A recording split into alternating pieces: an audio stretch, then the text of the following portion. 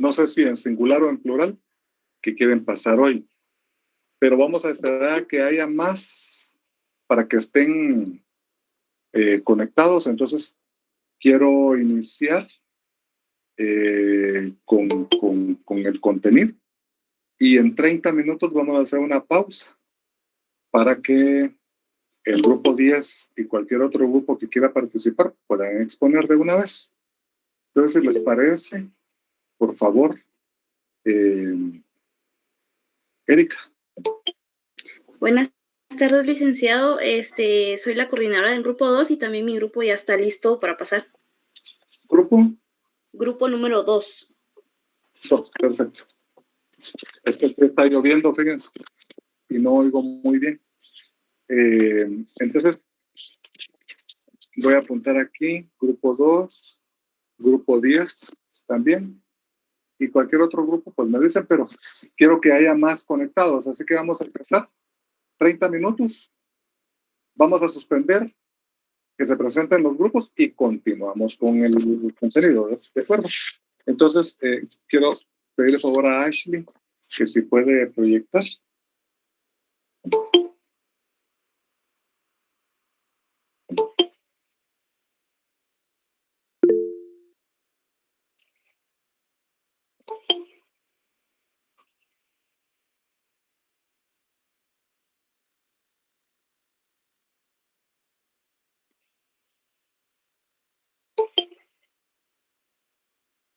Muchas gracias, Ashley.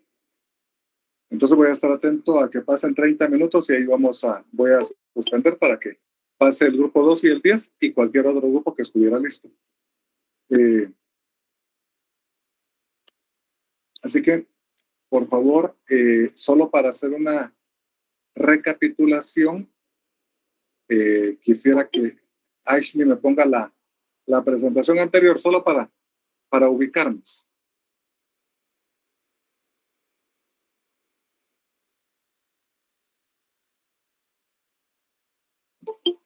Gracias. Miren, aquí, cuando se habla de desviación institucionalizada, uno se refiere, entre otros aspectos, a que se rompe en determinado momento con el papel que el Estado tiene. Hay estados que son sumamente fuertes, que participan junto con la población en prácticamente todo. Dicho en buen chapín, se entrometen incluso en la vida de cada quien. Hay errores, obviamente, pero, por ejemplo, es común en algunos de estos países que si un niño llega tarde a la escuela, ya la maestra se puede interesar un poco más para ver si ese niño no está siendo víctima de algún tipo de abuso, de algún tipo de violencia, por ejemplo, y de ser necesario, en algún momento pueden ir y presentar una denuncia así, por iniciativa propia, de hecho, ¿verdad? Por acción casi como pública, y van a intervenir inmediatamente. Hay excepciones. Yo, por ejemplo, les cuento, soy fan de ver de vez en cuando en las noches, ya antes de acostarme, ese canal que se llama ID, y ahí sacan todo tipo de crímenes, y sí me ha sorprendido que a veces hay niños que son víctimas de violencia intrafamiliar, y la maestra o el maestro simplemente ni cuenta se dan de lo que está pasando. Y pasa el tiempo y ni siquiera se percatan de que hay alguien que pueda ser víctima, por ejemplo, de algún tipo de violencia. Pero creo que esos son algunas excepciones. En general, tengo entendido que el Estado siempre está muy involucrado en el bienestar de su población. Hay estados, para que ustedes tengan idea, que con los impuestos que se pagan, garantizan absolutamente todo. Las universidades son gratuitas.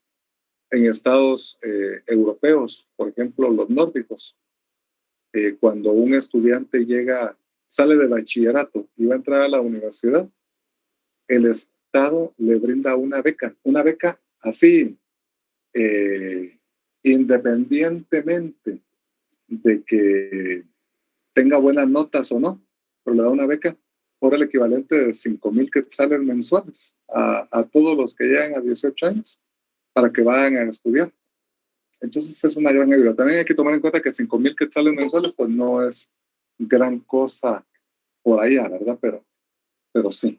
Y también dice Francisca que ella lo ve, que cuando está con su bebé en la noche, ve el canal. Eso es muy bueno para el bebé, Francisca, que vea esos crímenes. Es broma, oye.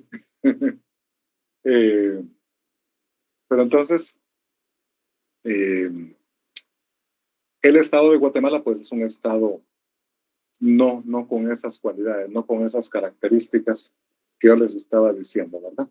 Así que por favor, ahora sí la siguiente, solo quería ubicarme en el contexto, Ashley, y aquí vamos a hablar de lo que les había dicho, del estado cooptado, del estado capturado y del estado secuestrado.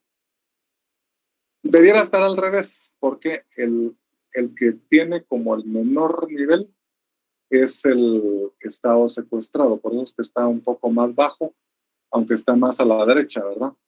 Pero es el primero cronológicamente. O sea, cuando un estado se empieza a deteriorar, ese estado se convierte en estado secuestrado. Y lo que ocurre con un estado secuestrado es que, como les decía anteayer, que grupos al margen de la ley hacen uso del Estado. Que, por ejemplo, que algún grupo se apropie de las aduanas, por ejemplo, que corrompan una determinada dependencia, la Guardia de Hacienda, por ejemplo, en algún momento. Ustedes no saben cuál es la Guardia de Hacienda, pero obviamente, como su nombre lo indica, era una policía especial que cuidaba las fronteras y que cuidaba que no hubiera contrabando. La Hacienda como sinónimo de aduana, ¿verdad? Esa policía fue disuelta porque incurrió en prácticas de violación a los derechos humanos en algún momento.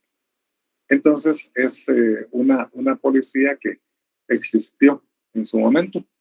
Esos muchos grupos que estaban al margen de la ley, pero que operaban en coordinación con fuerzas de seguridad, me refiero a escuadrones de la muerte en algún momento, se les permitió por parte del Estado que hicieran uso de algunas dependencias del Estado, entre ellas las fronteras, para que con ellos se agenciaran de algún tipo de recurso y que a través de esos recursos practicaran la lucha contra la insurgencia, o sea, una lucha de violación a los derechos humanos en su momento. Hubo muchos abusos. Yo no sé si ustedes han escuchado de algún escuadrón de la muerte alguna vez en su vida, pero en este país hubo, en distintos momentos de tiempo, hubo alrededor de 64 distintos escuadrones de la muerte. Algunos de los más famosos era el ESA, la mano, por ejemplo, que le decían mano blanca.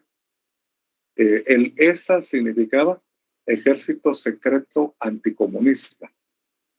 La mano, que era la mano blanca, pero solo la mano, era Movimiento Anticomunista Nacional Organizado. También había otros como Jaguar Justiciero, Mujeres Guatemaltecas contra el Comunismo, Mujeres Guatemaltecas contra los Salvadoreños.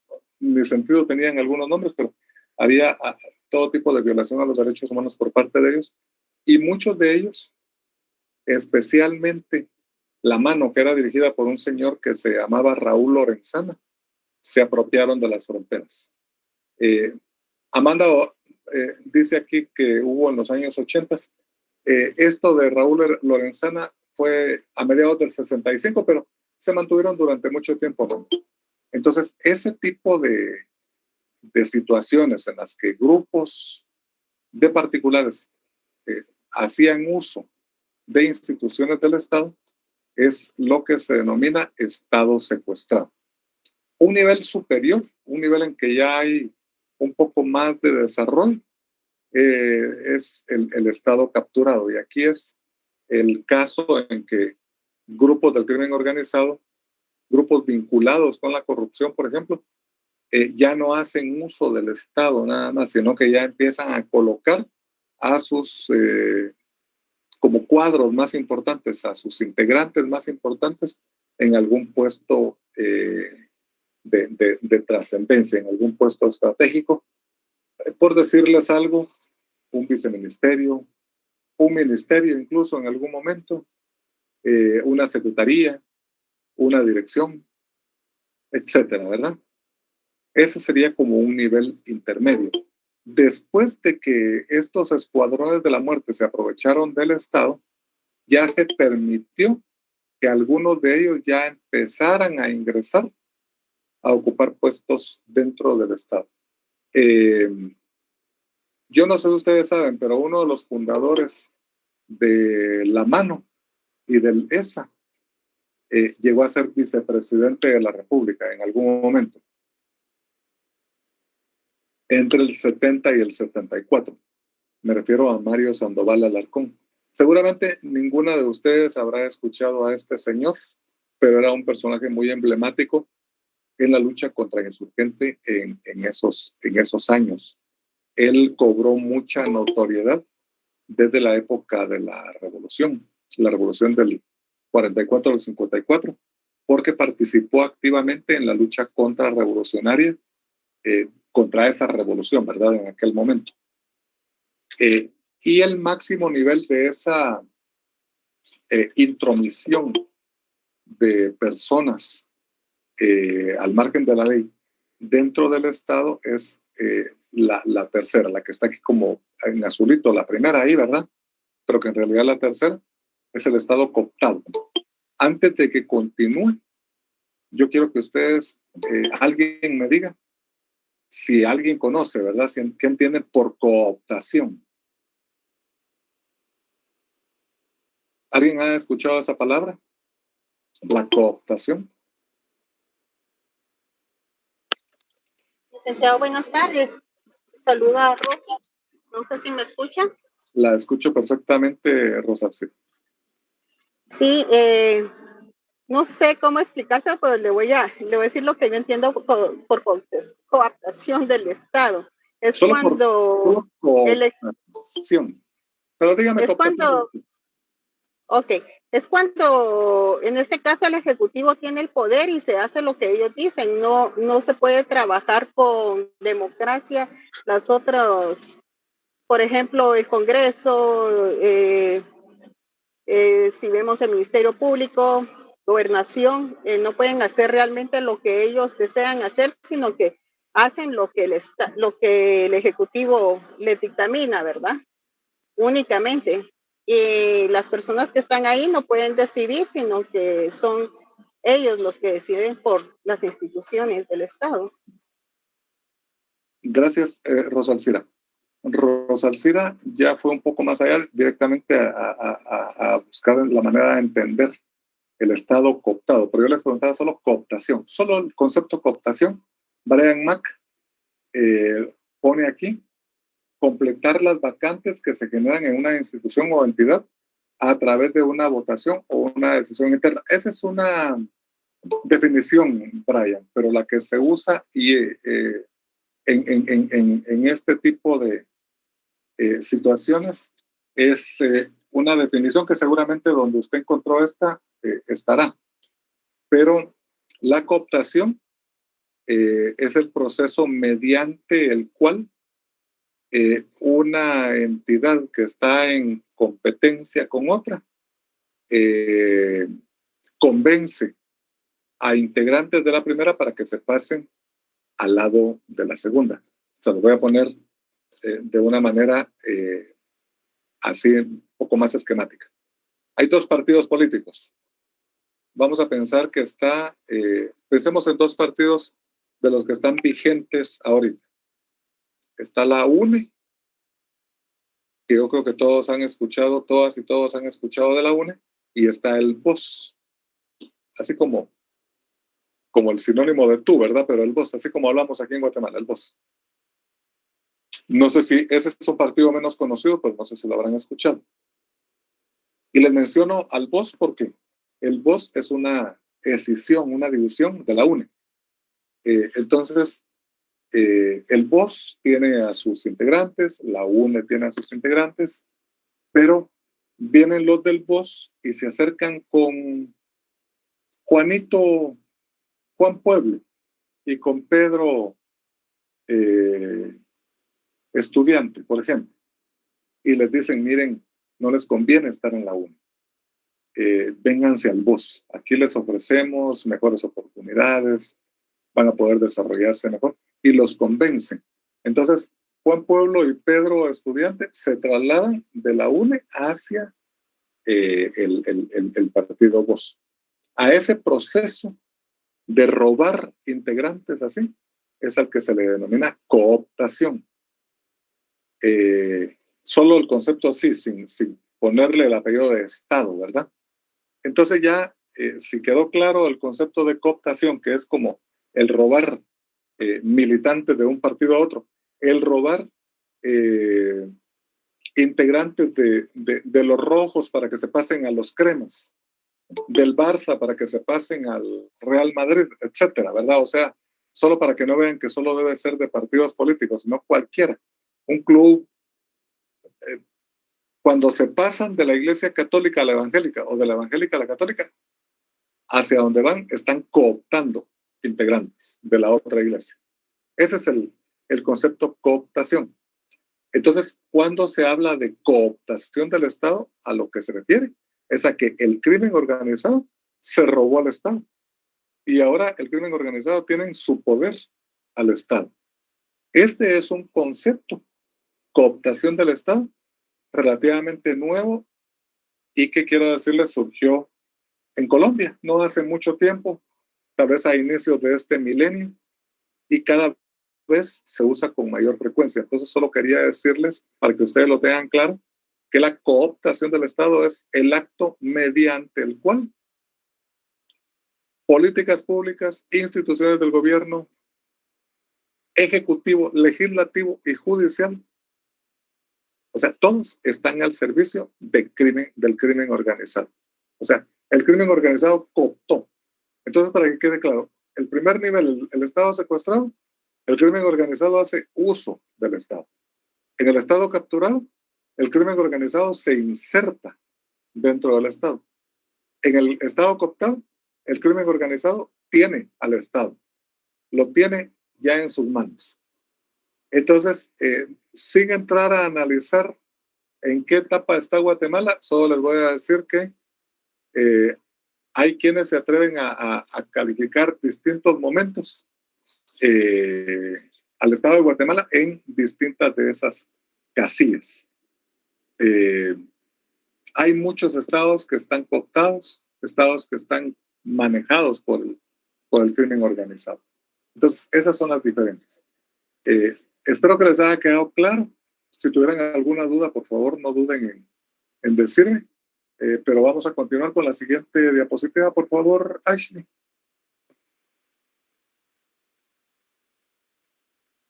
Muy bien, aquí les voy a pedir favor, como siempre, que alguien me lea. ¿Quién quiere leer? Muy bien, tengo a Diego. Por favor, Diego. Y después tengo a Shirley Marián. Muy bien. La anomía, la falta de normas o la incapacidad institucional de proveer a personas los satisfactores básicos que les permiten funcionar dentro de una sociedad. La anomía es la ruptura de las normas sociales, no de las leyes. La mayor presión se centra en los grupos menos favorecidos económicamente. Las conductas son el crimen, el suicidio, los desórdenes mentales, el alcoholismo. La ingobernabilidad provoca anomía. Perdonen, yo no estoy seguro, creo que puse tilde en la segunda. Es sin tilde, fíjese, Diego. Es anomia. Solo sí, es para que quede claro. Entonces, sí. Ya ahí no pero la primera no tiene tilde, ni la tercera. Entonces, pero esa sí creo que tiene. Entonces, muchísimas gracias, Ashley. Después, Ashley, que siempre me ayuda, le voy a tener que pedir que me devuelva esas ya corregidas, ¿verdad? Pero es la anomia. La anomia ustedes la pueden encontrar en distintos estudios de toda naturaleza, hasta de antropología, no solo jurídicos o sociológicos, sino de todo tipo. Y como dice ahí, se refiere primero a la falta de de normativa, pero luego también a la incapacidad que se puede estar realizando por parte del Estado para satisfacer algunas de las necesidades que la población pueda tener. La verdad es que en este país hay también mucha anomia. No hay capacidad de poder responder muchas veces a esas necesidades que la población tiene. Y miren, sin ánimo de señalar a un determinado grupo étnico, pero por ejemplo yo veo que con respecto al alcoholismo, este fenómeno se da muchísimo entre los pueblos indígenas. Y yo creo que la razón de que se dé un incremento entre los pueblos indígenas la causa se encuentra en la desesperanza, en la frustración, en la marginación, en el no ser tomados en cuenta. A veces incluso yo he tenido oportunidad de ver algunos videos que hasta los publican en redes sociales en forma de burla, donde hay jovencitas que están bailando y con una cerveza en la mano. Créanme, a mí me duele mucho ver eso, porque eso impide el desarrollo de la población de Guatemala. Y al que más tiene, a los grupos poderosos, les conviene que el pueblo de Guatemala esté así, alcoholizado lo más posible, porque de esa manera no van a defender sus derechos absolutamente para nada. Es hasta el momento en que un Estado decide realizar una guerra a ese tipo de vicios, a ese tipo de fenómenos como el alcoholismo, por ejemplo, o el tabaco, hasta ese momento en que se puede empezar a controlar. Y aquí les tengo una pregunta: ¿cómo podrían ustedes, o cómo creen que se podría así enfrentar, luchar por parte del Estado contra el consumo de alcohol, por ejemplo?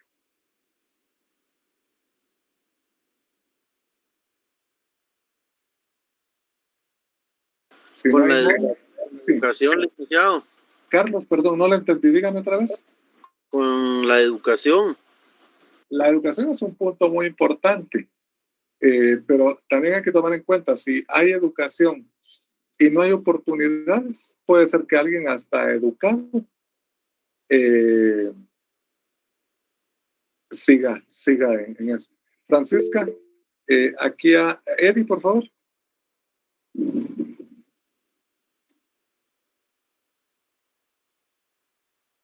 ¿Es para hablar o para leer, Eddie?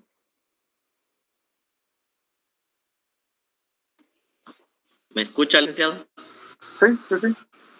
Ok, entonces les comentaba, ¿verdad? Que como ya se encuentra regulado, lo que yo creería pertinente, aparte de una educación integral, ¿verdad?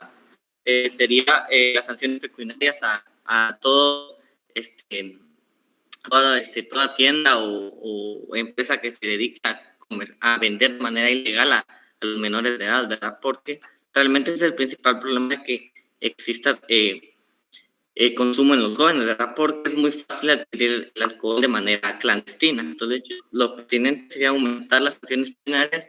Yo no estimaría que tal vez la alza de impuestos, porque eso también generaría menos inversión, tanto nacional como extranjera, en esos productos que también generan, ¿verdad? Una economía para Guatemala. Gracias, Eddie.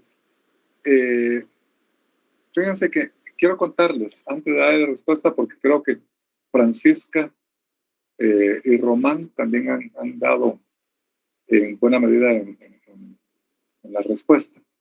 Irma dice que se vendiera solo para mayor de edad. Eso es muy cierto. Ahorita José, voy a apuntar aquí, José Huarcas. Pero todavía no, espérenme un ratito, José. Y José Rodolfo también, limitar el nivel alcohólico de la cerveza. Sí. Pero quiero contarles, un país que ahora es desarrollado, Suecia, en 1906, o sea, no hace tanto, hace nada más 120 años, tenía una población totalmente alcoholizada, una población pobre, además. no tenía mayor oportunidad. La población se quedaba tirada ahí en las calles, borrachos, etc. El Partido Socialdemócrata ganó las elecciones en ese momento y se dio cuenta que era un peligro para el país el hecho de que continuaran consumiendo tanto alcohol e hizo lo que Francisca y Román han dicho. Y otras acciones, obviamente, de la mano de educación, etcétera, limitar la venta a niños, etcétera, pero al tabaco y al alcohol le subieron el impuesto así de manera tan desproporcional que, para que ustedes tengan idea, una botella, yo no sé qué licores venden allá, pero que costaba 100 quetzales subió a 300, por ejemplo. No se desestimuló la producción, ¿no? Las empresas continuaron produciendo alcohol, pero como ya se puso menos al alcance para la población, hubo muchos que decidieron consumir menos y se fue reduciendo poco a poco. Ese fue un factor muy importante. Aquí ha habido algunos esfuerzos por gravar el alcohol, no lo han hecho. No lo han hecho. Manuel dice,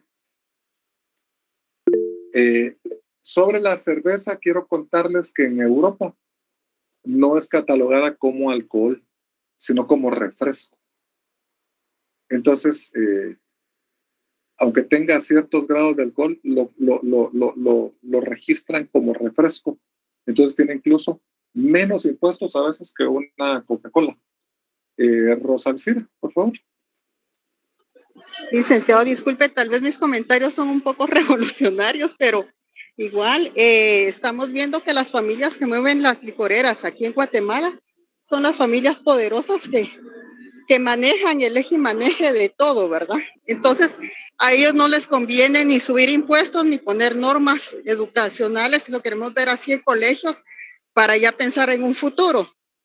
Entonces, yo creo que aquí no podríamos, y aquí vamos al tema de la educación, ¿verdad? Que ya habíamos mencionado. Gracias, Rosalcira, y perdone que me brinqué a José Huarcas. Le tocaba antes que Rosalcira, pero tiene la palabra José Huarcas.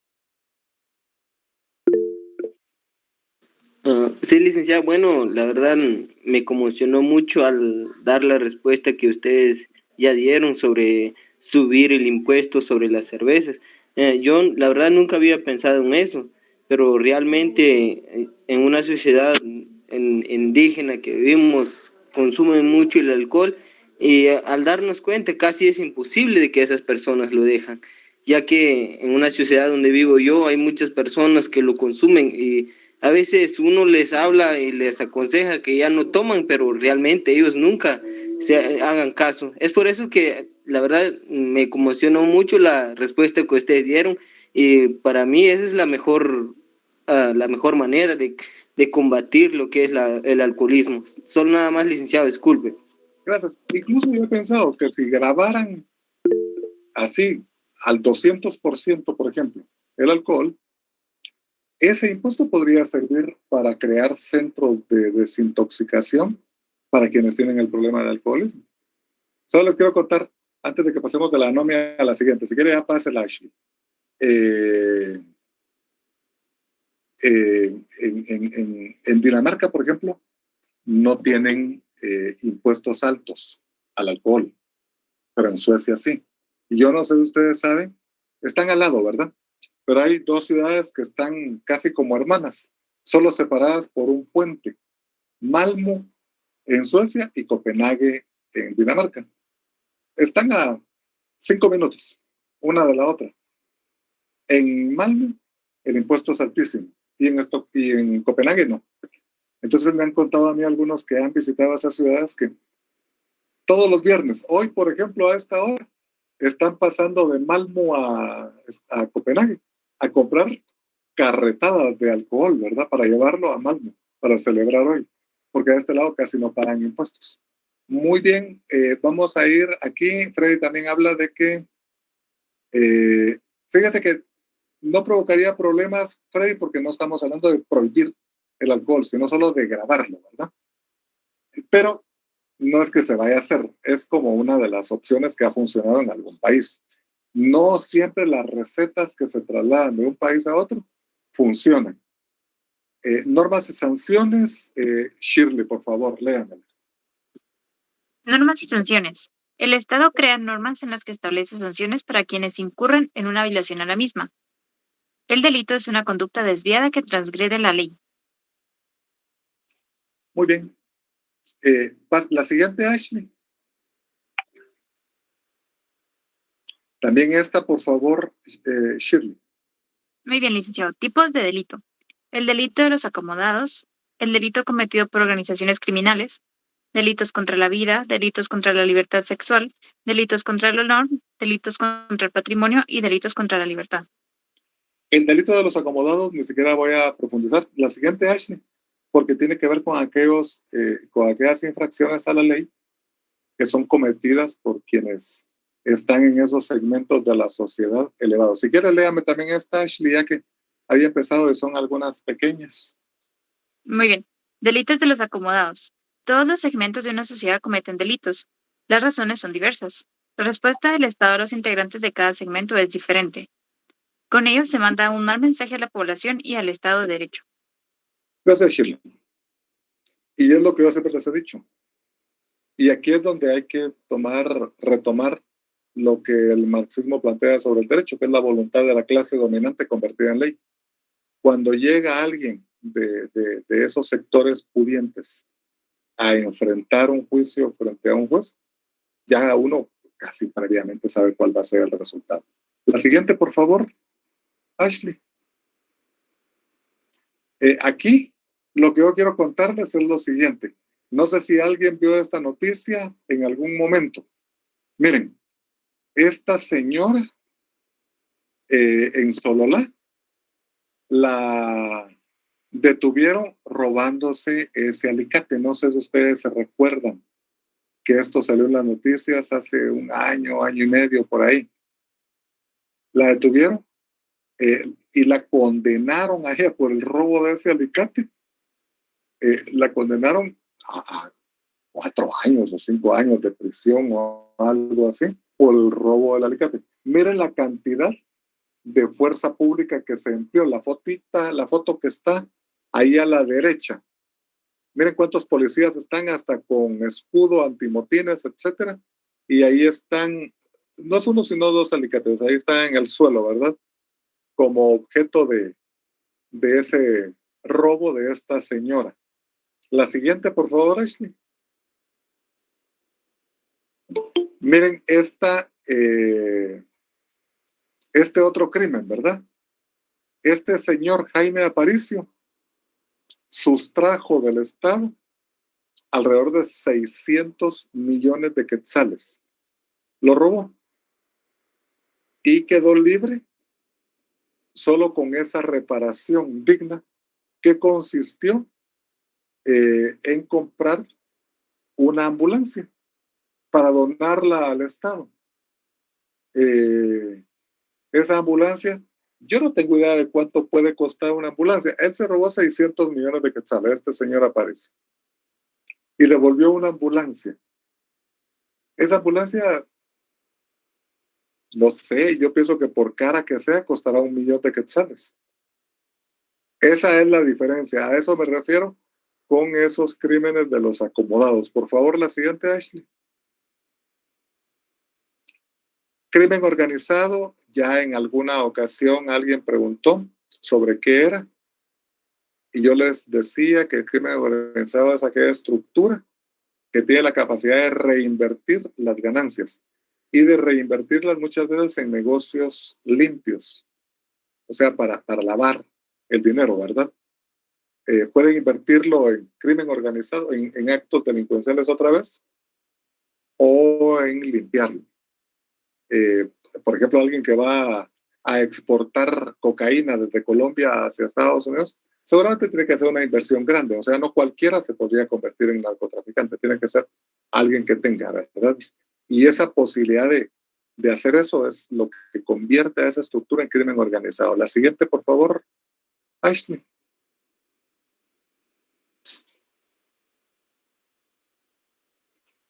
Termino con estas y vamos a ir con las presentaciones, ¿de acuerdo?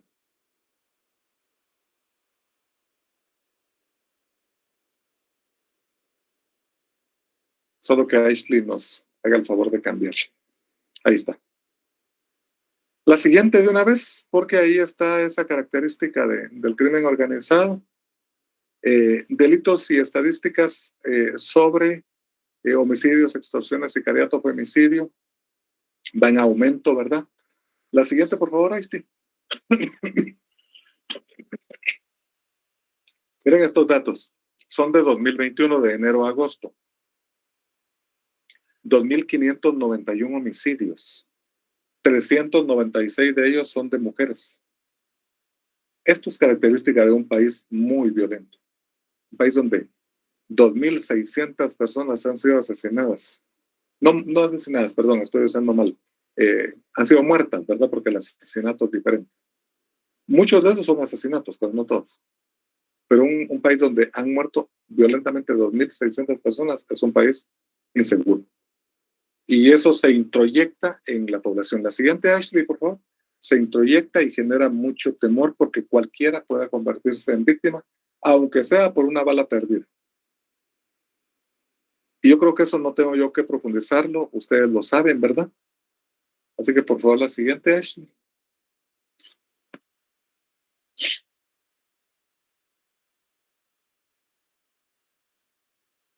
Ya estamos terminando con esta. Esto tiene que ver también con las víctimas, si son mujeres u hombres. La siguiente. Aquí está también por departamento. Tasa anual, Zacapa, 59 muertos por cada 100,000 habitantes. Así se miden los crímenes, por cada 100,000. Chiquimula, 56, pero eso fue el año pasado. Así que, por favor, la siguiente, Ashley. Pero solo para que, no ha cambiado mucho, es para que tengan idea de cuáles son los departamentos más violentos. Violencia por género, por género, ¿verdad? Por a quién pertenece, a qué género pertenece la víctima. Ahí se ve víctimas mujeres. Siguiente, por favor. Incluso hay violencia psicológica, violencia física, etc. Siguiente, Ashley.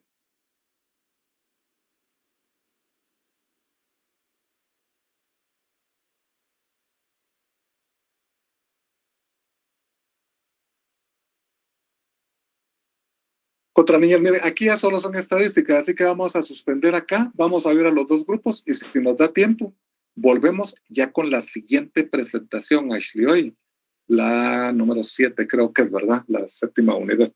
Así que, por favor, vamos a ir con el grupo número 2. ¿Quién va a exponer? ¿Quién es quien coordina, etcétera? Buenas tardes, licenciado. Yo soy la subcoordinadora y somos el grupo número 2 presentando el tema derechos políticos. Perfecto. ¿Quién coordina este grupo? ¿Es Erika o quién? Erika. ¿Quién va a exponer? Ahorita Amanda y luego yo. Ah, muy bien, Amanda. Mire, al fin la miro. Solo he visto su foto. Por favor, qué gusto. Gracias. Aunque sea casi al final, mire. Sí, pero nos logramos ver. Dale, por favor, Amanda. Muchas gracias, licenciado. Con la presente investigación analizaremos cómo surgen los derechos políticos, qué estudian y quién fue el pionero en dar a conocer esta ciencia. Nos enfocaremos en hablar sobre los derechos civiles y políticos que como ciudadanos tenemos derecho, así también sobre los pactos ratificados por Guatemala sobre la materia y regulación interna de los mismos. ¿Qué son los derechos políticos? El derecho político es una rama de la ciencia jurídica que aborda la teoría general del Estado y la sociedad para la regulación con los fines de justicia, organización política y de las relaciones con la sociedad. Dicho de una manera más sencilla, el derecho político estudia jurídicamente la política desde un punto de vista global en el que tiene cabida el Estado y la sociedad y sin limitar el área de estudio a estas únicas instancias. De esta manera podemos decir que se trata de una disciplina jurídica muy próxima a las ciencias jurídicas. ¿De dónde surge el derecho político? Ubicamos el derecho político en España en el siglo XIX, siendo el pionero en este tema el jurista y sociólogo y escritor Adolfo González Posada, quien imparte la primera clase de Derecho Político en octubre de 1883 en la Universidad de Oviedo. Al año siguiente, él publica Principios de Derecho Político. La disciplina del derecho político no se debe de confundir con los derechos políticos que regulan y garantizan la capacidad que como ciudadanos tenemos de participar en la vida política y tomar las decisiones públicas de forma ya sea directa e indirecta. Tipos o clases de derechos políticos. Son los primeros derechos que fueron consagrados en los ordenamientos jurídicos internos o internacionales, los cuales están destinados a la protección del ser humano individualmente considerado contra cualquier agresión de algún órgano público. Incluyen los siguientes derechos, por mencionar algunos cuantos: el derecho a la vida, derecho a la libertad y seguridad personal, derecho al voto, que es el que tenemos como ciudadanos de elegir, derecho a ser electo, que es el que tenemos como ciudadanos de postularnos para ser electos. Los derechos civiles y políticos pueden ser reclamados en todo momento y en cualquier lugar. El régimen de excepción en la Constitución de la República de Guatemala limita algunos de estos derechos en circunstancias de emergencia nacional. Pacto Internacional de los Derechos Civiles y Políticos. Los derechos civiles y políticos son una parte material tanto de tratados internacionales de la Declaración Universal de Derechos Humanos como de la Constitución de 1985, aún vigente en nuestro país. Guatemala ha ratificado y se ha adherido, entre otros pactos o convenios, a los siguientes: Declaración Universal de Derechos Humanos, Convención Americana sobre Derechos Humanos, la cual ratificó Guatemala en el año de 1978. La aceptación de la jurisdicción de la Corte Interamericana de Derechos Humanos en el año de 1986. Regulación de los derechos cívicos y políticos en la Constitución Política de la República de Guatemala y en la Ley Electoral y de Partidos Políticos. En el capítulo 3 de nuestra Constitución Política regula los derechos cívicos y políticos que como ciudadanos tenemos. Mencionaré los siguientes. Artículo 135 habla sobre los deberes y derechos cívicos, que son cumplir y velar porque se cumpla la Constitución Política, obedecer las leyes y respetar a las autoridades. En el artículo 136 tenemos los deberes y derechos políticos, como inscribirnos en el registro de ciudadanos, elegir y ser electos, optar a cargos públicos y participar en actividades políticas. También me gustaría mencionar el artículo 137, que es el derecho a petición en materia política. La ley electoral y de partidos políticos norma lo relativo al ejercicio de los derechos que tenemos como ciudadanos en cuanto a organizaciones políticas también. En el artículo 3 tenemos los derechos y deberes de los ciudadanos, como ya lo había mencionado antes, el de elegir y ser electos, ejercer el sufragio y optar a cargos públicos. En el artículo 13, la libertad de voto, y en el artículo 17, la libertad de organización. De estos artículos me gustaría enfatizar en el artículo 3, en el inciso C, que habla sobre elegir y ser electos. De ahí es la importancia de las organizaciones políticas como parte del ejercicio de los derechos políticos, a lo cual surge la siguiente interrogante. ¿Qué son los partidos políticos? A decir del jurista y filósofo Kelsen, que solo por ilusión o hipocresía podemos sostener la democracia sea posible sin partidos políticos. Actualmente, cuando hablamos de democracia, rápidamente nos lleva a pensar en partidos políticos como los desarrolladores y moduladores de los intereses sociales, siendo estas las entidades más importantes de los sistemas democráticos actuales, los cuales fomentan la participación democrática de sus simpatizantes. Los partidos políticos son instituciones importantes para la democracia. De ellos también depende la selección de jueces y de candidatos a la presidencia, de alcaldes, gobernadores, así también como de los ministerios y cargos importantes dentro del gobierno. Continúa con la exposición mi compañera Andrea. Gracias. Gracias, Amanda. Entonces, continuando con el hilo de la exposición, es esencial que al hablar de los derechos políticos se tenga que garantizar que todos los partidos políticos y candidatos participen en base a la igualdad y a la ley. En consecuencia, los gobiernos tienen que conllevar los derechos políticos y el derecho a la participación política, la obligación de permitir y garantizar a las organizaciones de todos los partidos políticos y otras asociaciones es de recargar la importancia del libre ejercicio del derecho de participación en el gobierno. Esto requiere además el respeto a los derechos humanos, en especial la libertad y seguridad personal, y unirlas con la vigencia de la libertad de expresión. Además, es de observar la definición sobre la ley electoral y su primordial función, nos la proporciona ella misma en su considerado número 2. Esta nos expone que en Guatemala es indispensable que los ciudadanos deban inscribirse en el registro de los ciudadanos, ya que al efectuarlo, los civiles son plenos en el ejercicio de sus derechos políticos, como bien dice el artículo 18 de la ley electoral y partidos políticos. Añadiendo un ejemplo, es de elegir y ser electo. Por otra parte, si hablamos de la regulación jurídica de los partidos políticos, hacemos referencia a los marcos jurídicos de los partidos, que se desenvuelven sobre las normas que rigen su formación, organización y financiamiento, sus facultades y sus derechos y deberes. En otras palabras, refiriéndonos a la regulación jurídica, tiene que determinar los ámbitos de acción, los privilegios y las limitaciones que rodean el accionar de los partidos políticos. El Tribunal Supremo Electoral es la máxima autoridad en materia electoral. Es independiente. Su organización, funcionamiento y atribuciones están determinadas en la ley electoral y partidos políticos, específicamente en el artículo 121. Al discutir de este organismo, sabemos que es el encargado de relacionar elecciones libres y transparentes en Guatemala, la cual tiene una relación estrecha con los derechos políticos, ya que ésta asume el importante planteamiento de un papel para las instituciones democráticas, que coordine el aseguramiento del ejercicio de los derechos civiles y políticos y la gobernabilidad democrática.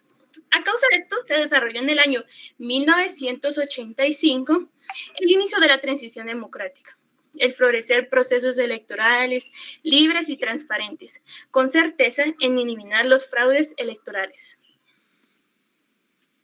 Bueno, ahora hablemos sobre los derechos políticos de las mujeres.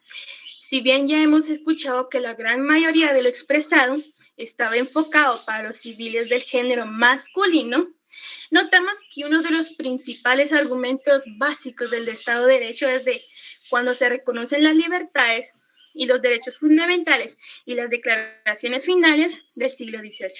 Estas se desarrollaron en catálogos de derecho, siempre enfocándose al varón.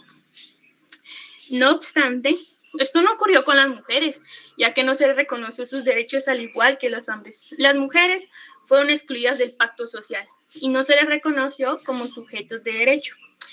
Un ejemplo de exclusión hacia la mujer es la obra literaria de Rousseau, el contrato social, o también llamado principios del derecho político. En la mencionada, las mujeres quedan excluidas de este contrato originario. No son sujeto, sino objeto de esta asociación. Por lo tanto, no tienen derechos políticos ni libertades. A la historia del contrato social le falta una parte. El contrato sexual, mediante los hombres, transforman su derecho natural sobre la mujer en la seguridad del derecho civil patriarcal. El Tratado Filosófico Emilio o de la Educación de 1762, Naturaleza del Hombre, escrito por Jean-Jacques Rousseau, argumenta que la mujer forma parte del mundo de la naturaleza, no del mundo de la razón. Para Rousseau, las mujeres no precisan de los derechos políticos. ¿Por qué? Por su naturaleza están excluidas del espacio público político.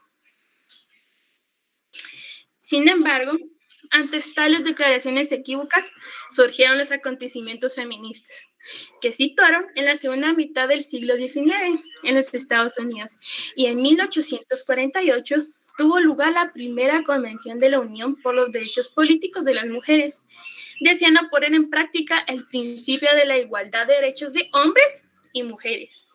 Candy y Lucrecia Mott fueron redactoras de la Declaración de Sentimientos, aprobada en la Convención de Seneca Falls.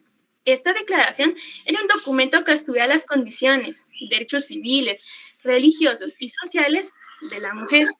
Esta declaración alegaba las restricciones políticas de aquel entonces, como no poder optar a cargos públicos, no asistir a eventos políticos y no poder votar. Contrariaba las limitaciones económicas como las restricciones de tener propiedades, ya que los bienes eran transferidos a los esposos, y la prohibición de emplearse o tener un comercio importante. Esto se expresaba en oposición a la negación de derechos civiles y políticos para las mujeres. La Convención sobre los Derechos Políticos de la Mujer de 1953 fue el primer instrumento de derecho internacional, el de reconocer y proteger los derechos políticos de las mujeres. En este se reconocieron derechos como el sufragio en condiciones de igualdad y la condición de ser electas y ocupar cargos públicos. La Convención establece no solo una declaración internacional de derechos para la mujer, sino también un programa de acción para que los Estados Unidos garantice esos derechos, ya que estaban convencidos que la máxima participación de la mujer en todas las esferas en igualdad de condiciones con el hombre es indispensable para el desarrollo y bienestar completo de un país y mundo. Entonces, en conclusión, recapitulando toda la información expuesta, hemos señalado que en el artículo 3 de la Ley Electoral y Partidos Políticos habla del derecho a votar y ser electos. Las elecciones y los partidos políticos tienen que integrar y desarrollar principios acordes con la Constitución Política de la República de Guatemala y la Ley Electoral y de partidos políticos, siempre referente con el ejercicio de los derechos civiles en temas de organización política, derechos políticos y de organización administrativa propias del organismo electoral. Entonces, por consiguiente, hablando del marco legal de los partidos políticos, la crónica de los derechos políticos de la mujer, vimos que cambió extremadamente en 1848. Finalmente, estos esfuerzos del desarrollo de la mujer desembocaron varias declaraciones, de las cuales la Convención sobre la eliminación de todas las formas de discriminación contra la mujer fueron exitosas. De antemano pido una disculpa por algunos inconvenientes con mi internet que llegaron a afectar mi cámara. Espero, compañeros, que les haya sido grata mi intervención. Gracias por su atención. Muchísimas gracias, Amanda y Karen. Muy interesante. Antes de dar la palabra al grupo 10, quiero nada más mencionarles un detalle. Muchas veces en nuestras sociedades se sataniza, no solo se criminaliza, sino que además se sataniza la participación político-partidaria. Pero quiero decirles que, aunado a lo que han dicho Amanda y Karen de manera tan excelente, la única manera en la que se puede incidir, se puede influir en una correcta conducción del Estado es a través de los vehículos que existen para ello. Y esos únicos vehículos son los partidos políticos. Así que no hay que criminalizarlos. Algunas prácticas que tienen algunos, sí, hay que verlas. En Guatemala el problema que tenemos es que no son estructuras partidarias las que funcionan, son vehículos de participación. Y esos vehículos son, qué bueno que fueran como Mercedes-Benz, ¿verdad? Son así como carritos Changán viejos o algo así, porque duran a veces 1 o 2 rondas electorales y se mueren. Casi 50 partidos vamos a tener. El grupo 10, por favor, si hay algún otro grupo, me dicen. ¿Quién va a exponer? ¿Quién coordina? Buenas tardes, licenciada y compañeros presentes. Yo soy la coordinadora. Nosotros somos el grupo número 10 y el día de hoy les vamos a exponer lo que es el tema de los derechos económicos, sociales, culturales y ambientales. Los dejo con los expositores Rosa Trigilio y Yedi Villarán. Muy bien. Buenas tardes, compañeros. El primer tema que vamos a tratar es derechos económicos. Podemos decir que los derechos económicos es una rama del derecho cuyas normas jurídicas tienen por objeto organizar, disciplinar y controlar las facultades administrativas de la administración pública o impulsar los emprendimientos de la administración privada. Es la noción según cómo el individuo se vale por sí mismo, no necesita a los demás para realizar económica y socialmente. Se suele estudiar estos derechos económicos en conjunto con los derechos sociales y culturales. Los derechos económicos también se consideran derechos humanos, que se ocupan de garantizar unas condiciones económicas que permitan una vida digna y libre para toda la población. Los derechos económicos se definen individualmente, ya que está regulada, organizada y controlada a la administración del Estado y en sus políticas para alcanzar el interés general. No existe este derecho como materia única, posee su propia jurisdicción y se trata de un derecho con carácter transversal. El derecho económico busca fomentar la eficiencia en las políticas del Estado, sancionar los actos que intenten vulnerar el orden económico e incentivar una actividad económica eficaz, estable e igualitaria. El segundo tema que vamos a tratar son los derechos sociales. Los derechos sociales son todos aquellos derechos y normas que dan soporte a los habitantes de un país, permitiendo que los ciudadanos puedan mejorar su economía y modo de vida. Se orientan a proveer o garantizar la igualdad y libertad, y el encargado de proveer estos derechos en el Estado es el Estado, que en algunos momentos como que se olvida, ¿verdad? Los derechos sociales están fundamentados en el contrato social, como lo entiende Rousseau, o bien derivados de las respectivas declaraciones de los derechos humanos. Se ocupan de cuestiones vinculadas a las libertades individuales, el trabajo, la prevención social y el acceso a los servicios básicos. Es importante mencionarles que los derechos sociales forman parte de los derechos de segunda generación, los cuales aparecen en el Pacto Internacional de los Derechos Económicos, Sociales y Culturales. Quiere decir que son parte de la Declaración Universal de los Derechos Humanos.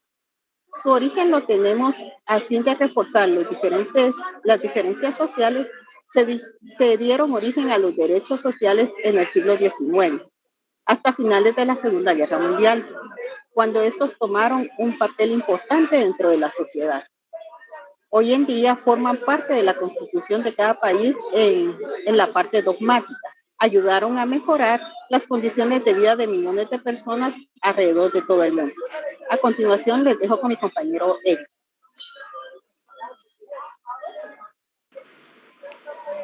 Buenas tardes, licenciados y compañeros. Los derechos culturales.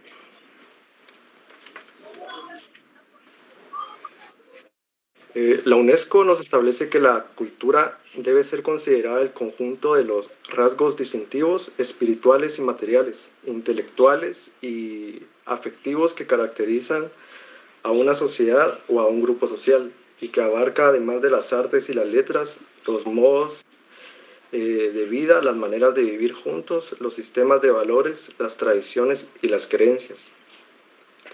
Ahora bien, este derecho lo que intenta proporcionarnos es el poder participar libremente en la vida cultural, el disfrutar de las artes y la participación de los progresos científicos y beneficios de los mismos.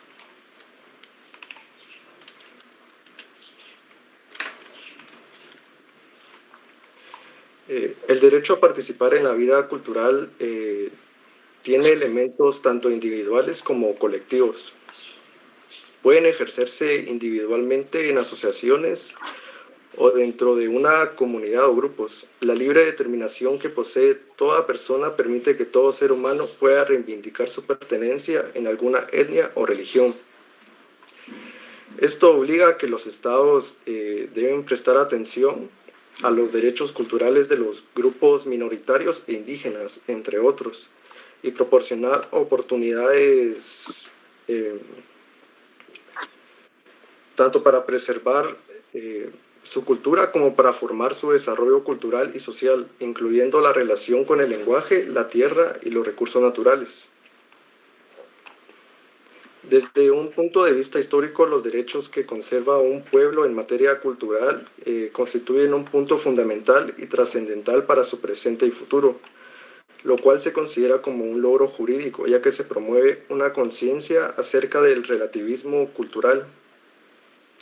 Con frecuencia se menciona que los derechos culturales están subdesarrollados en comparación con otros derechos humanos, debido a que no se les ha dado la atención necesaria, por lo cual se ha considerado que son derechos que tienen menor prioridad.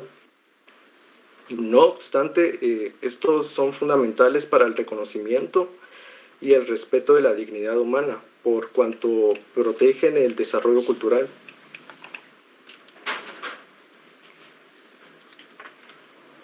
El Estado de Guatemala reconoce los derechos culturales a la identidad cultural, la protección e investigación de la cultura, el patrimonio cultural, el arte, el folclore y las artesanías tradicionales. La Constitución Política, como norma suprema del ordenamiento jurídico nacional, establece que forman el patrimonio cultural de la nación los bienes y valores paleontológicos, arqueológicos, históricos y artísticos del país y están bajo la protección del Estado. El papel del Estado es brindar la ayuda necesaria para fortalecer el desarrollo cultural, asimismo sus proyectos e instituciones propias, eliminando cualquier obstáculo al ejercer este derecho. Por lo anterior, con el fin de garantizar la implementación de tales aspiraciones, se han establecido y emitido una serie de medidas, entre las que sobresale, por una parte, la creación del Ministerio de Cultura y Deportes, como entidad encargada de promover y difundir la identidad cultural y valores cívicos de la nación, en el marco de su carácter pluriétnico y multicultural que los caracteriza, y por otra parte, la emisión de la Ley para la Protección del Patrimonio Cultural de la Nación.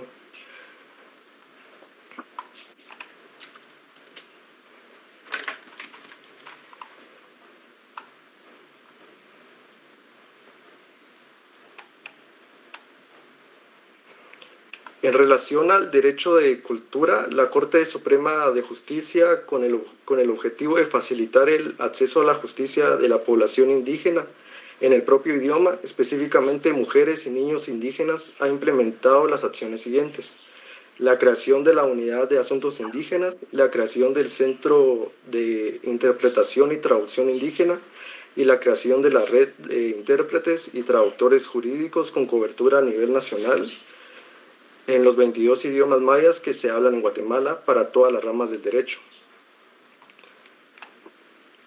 Ahora bien, para concluir este tema con los derechos culturales, pueden cuestionar los parámetros existentes en torno a la cultura, asimismo como también el derecho a adoptar o abandonar determinadas comunidades culturales y a crear continuamente nueva cultura. Y también se busca promover la diversidad cultural, que es un tesoro renovable, la preservación de un proceso vivo en beneficio de las generaciones presentes y futuras, que garantice los derechos humanos de todos en un proceso de adaptación continua que promueva la capacidad de expresión, creación e innovación.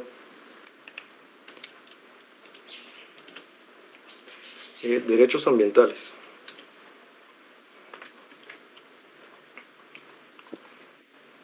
La naturaleza y el ser humano han convivido a lo largo de la historia y los seres humanos han aprovechado los recursos naturales. La economía mundial dio inicio gracias a la naturaleza. Esta ha ido evolucionando hasta el día de hoy. Lamentablemente, la naturaleza ha sufrido grandes estragos debido al abuso de los seres humanos, contaminando su entorno. Esto da paso al derecho para regular cómo se usan los recursos, protegiendo y limitando el abuso que está sufriendo el planeta. Entre los tantos conceptos que hay entre derechos ambientales, puedo decir que el derecho ambiental, el derecho ambiental es la disciplina jurídica que investiga, estudia y analiza las diferentes relaciones entre los bienes naturales y la actividad antrópica de los humanos. Se puede afirmar que los derechos ambientales son aquellas leyes, reglamentos, acuerdos y derecho consuetudinario que se encarga de regular la forma en la que los seres humanos interactúan de manera habitual con el entorno. Esto se puede relacionar con el medio ambiente y la economía. Durante la historia de la humanidad, el medio ambiente ha sido una pieza clave para el desarrollo económico mundial, funcionando como el principal proveedor de recursos y bienes ambientales, además de ser el receptáculo para todo tipo de desperdicio generado por los sistemas de producción. También hay que recordar que un pilar fundamental en la economía de Guatemala se basa en la agricultura, Si esta se ve afectada, la economía guatemalteca podría verse seriamente afectada, en especial en el interior del país. Esto también podemos relacionarlo con la sociología ambiental, aplicada al estudio del sistema de relaciones espacial y temporalmente establecidas entre la sociedad y el medio ambiente. La sociología analiza la interpretación del ser humano con su entorno y cómo ésta influye en el comportamiento humano.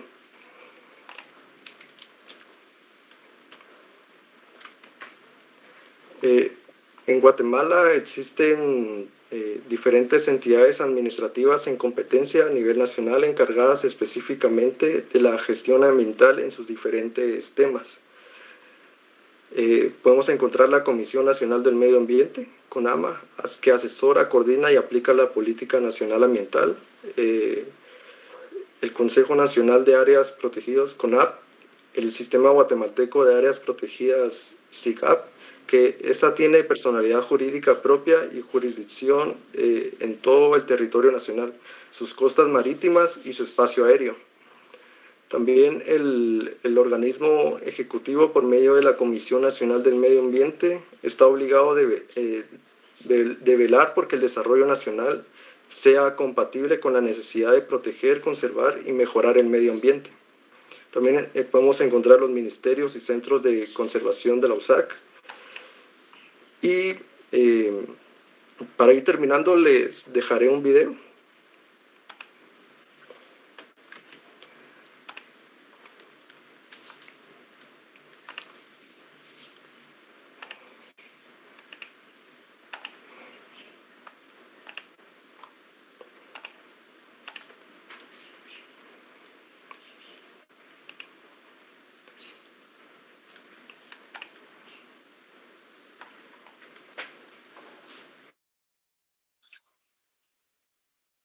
¿Sabes qué son los derechos económicos, sociales y culturales y cómo están presentes en tu vida diaria? Los derechos económicos, sociales y culturales son aquellos relacionados con el acceso al trabajo, la seguridad social, la vida en familia, la atención de la salud, la educación, la alimentación, el agua, el acceso a la vivienda, un medio ambiente adecuado y la participación en la vida cultural. Esos derechos, recogidos en el Pacto Internacional de Derechos Económicos, Sociales y Culturales, generan obligaciones jurídicas a los estados, como el garantizar que todas las personas que se encuentren en el país puedan disfrutar de esos derechos y ofrecer mecanismos de protección y recurso a tales personas, en caso de que estos derechos sean vulnerados. Un elemento fundamental de estos derechos es que se basan en el principio de no discriminación, que da lugar a que la atención se centra en los grupos más excluidos, discriminados y marginados de la sociedad. Aun cuando estos derechos puedan parecer menos importantes para la vida, el no respeto a los mismos da lugar a situaciones inaceptables como el desplazamiento o el desalojo forzoso, que a su vez puede dar lugar a una situación de falta de vivienda, la pérdida de medios de subsistencia, malnutrición y problemas de salud, la discriminación en el acceso al empleo, la utilización de la enseñanza como medio de propaganda, la denegación de asistencia alimentaria o la contaminación de los recursos hídricos. El reconocimiento de los derechos económicos, sociales y culturales por parte de los estados supone para ellos una serie de responsabilidades inaplazables, como garantizar el derecho de acceso al empleo, en especial por lo que respecta a las personas y grupos desfavorecidos y marginados, de manera que ello les permita llevar una existencia digna, o asegurar el acceso a una alimentación esencial mínima que sea nutritiva, adecuada y segura y garantice que nadie padezca hambre, o garantizar el acceso a un alojamiento y unas condiciones sanitarias de carácter básico, así como a un suministro adecuado de agua apta para el consumo. Facilitar medicamentos esenciales y garantizar la enseñanza primaria gratuita y obligatoria para todos y todas. Garantizar el acceso a un sistema de seguridad social con un nivel mínimo de prestaciones que abarquen por lo menos la atención básica de la salud, las necesidades básicas de alojamiento y vivienda, el agua y el saneamiento, los alimentos y las formas más básicas de enseñanza. Los derechos económicos, sociales y culturales unen a hombres y mujeres, migrantes e indígenas, jóvenes y ancianos, personas de todas las razas, religiones, orientaciones políticas y orígenes económicos y sociales, en una realización común de la libertad y dignidad humana universal. Los derechos económicos, sociales y culturales son tus derechos. Conócelos y exígelos.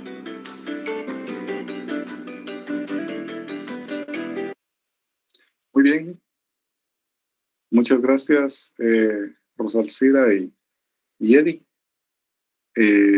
Quiero preguntarles si hay algún otro grupo.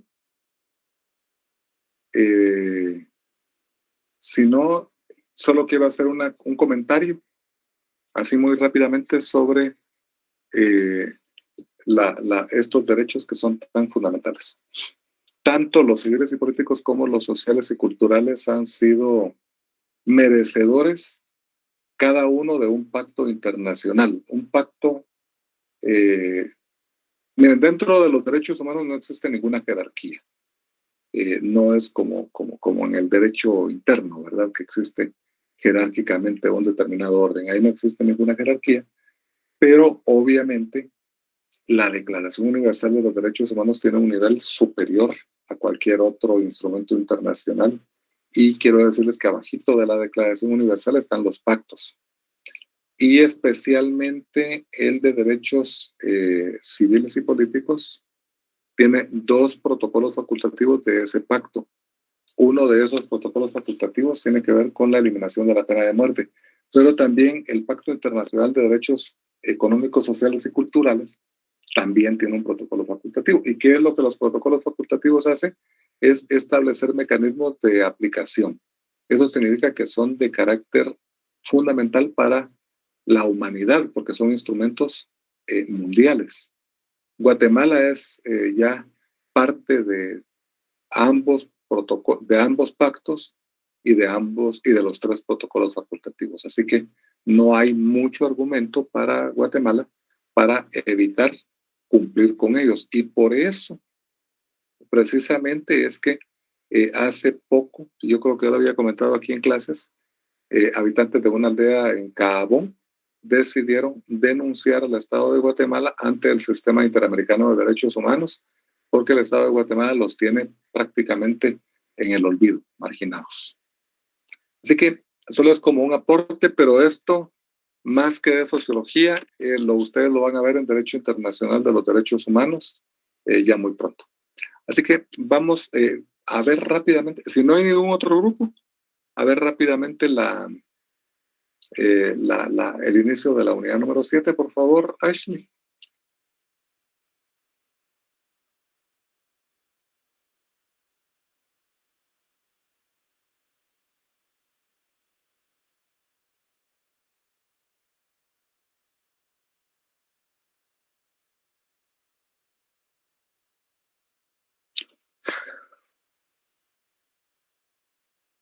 Aquí vamos a hablar de las instituciones jurídicas de la sociedad.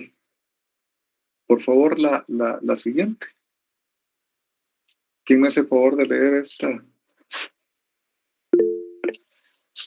Amanda, por favor. Y después tengo a él. Las instituciones jurídicas de la sociedad.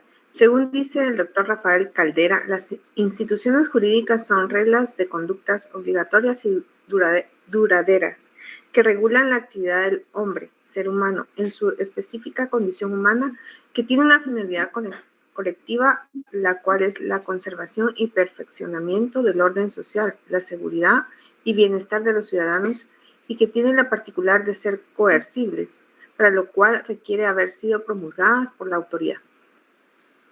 El doctor Rafael Caldera en realidad no incluyó lo del ser humano, es un agregado propio.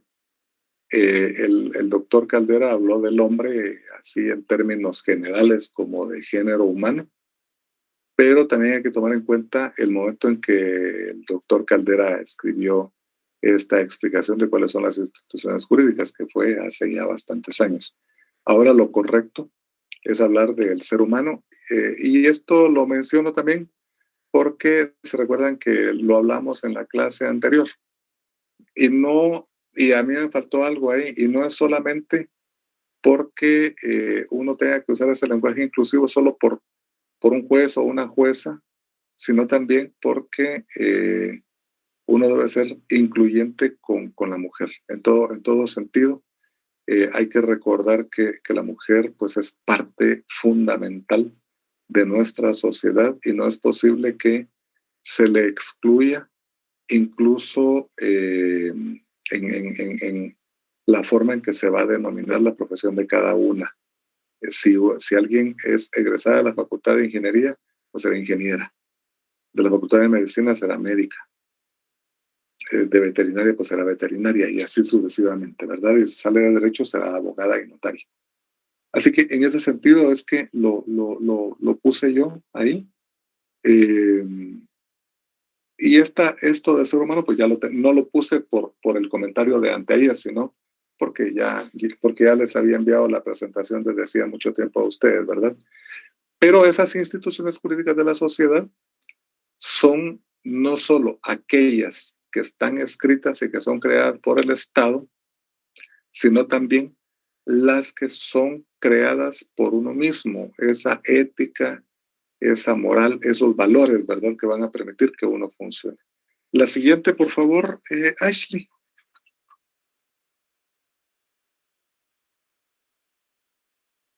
Eddie, por favor. Características. 1. La coercibilidad. Es la posibilidad lógica de que se cumpla la norma jurídica aún en contra del sujeto obligado. 2. La sanción jurídica. Consecuencia negativa del incumplimiento de la ley. 3. La coacción. Es el cumplimiento forzoso de la sanción jurídica. 4. Bilateralidad. En todas normas se van a encontrar a dos sujetos. Y 5. Son impero atributivas. Imponen deberes y conceden derechos. Creo que esto es una característica de todas las normas, pero lo que yo hice fue extraer de la definición del doctor Caldera esa definición. No sé si alguien de ustedes ubicará al doctor Caldera. Él es un costarricense que fue presidente de Costa Rica, pero es un jurista muy connotado. Siguiente, por favor, Ashley. Por favor, Eddie, termine de leerme las 6 y las 7, que son características, ¿verdad?, de esa definición. Bien. 6 son obligatorias. En este caso, si incumpla, se impone una sanción jurídica. 7 son promulgadas por el Estado. Muy bien, gracias. Eso está claro, ¿verdad? Eso creo que ustedes lo saben. Nadie puede crear leyes, normas escritas más que el Estado. Y las fuentes, ¿y quiénes las crea? El Congreso, que decreta la norma ordinaria, y también el Ejecutivo, en Consejo de Ministros, que puede decretar acuerdos gubernativos, y los ministerios, acuerdos ministeriales. O sea, son jerárquicas en la ley. Algunas son más frágiles que otras, pero son leyes a la larga. Siguiente, por favor.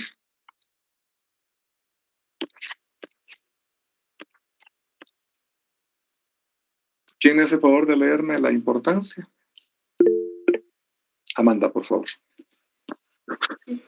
La importancia de las instituciones jurídicas. Se apoya en Weber y North para quienes hacen posible predecir la acción del Estado y de los agentes económicos. Para Weber, el derecho basado en la racionalidad forma... Perdón, voy a volver a leer. Sí, por favor. La importancia de las instituciones jurídicas se apoya en Weber y North para quienes hace posible predecir la acción del Estado y de los agentes económicos. Para Weber, el derecho basado en la racionalidad formal contribuyó al desarrollo del capitalismo, creando un ambiente seguro para la inversión. Para North, la limitación de los abusos del Estado garantizó el establecimiento de derechos de propiedad que promovieron la expresión de los mercados. Intenta demostrar que las altas tasas de crecimiento sin instituciones jurídicas formales que limitaran la acción abusiva del Estado, prediciendo su comportamiento. Muchas gracias. Creo que esto que North plantea, en que el Estado debe intervenir mucho en aspectos económicos, también no está acorde a la moda actual. Cuando el Estado se involucra en fijar precios, en establecer control sobre el mercado, por ejemplo, entonces el Estado no permite el libre mercado. Ya se demostró en los años 60, 70, 80, partes de 90 que mayor intromisión del Estado ralentizaba el desarrollo de algunos productos. Así que se privatizó mucho y también eso causó daño. Pero aquí lo que nos plantea es que el Estado debe intervenir para evitar que haya algunas acciones poco claras. Siguiente, por favor.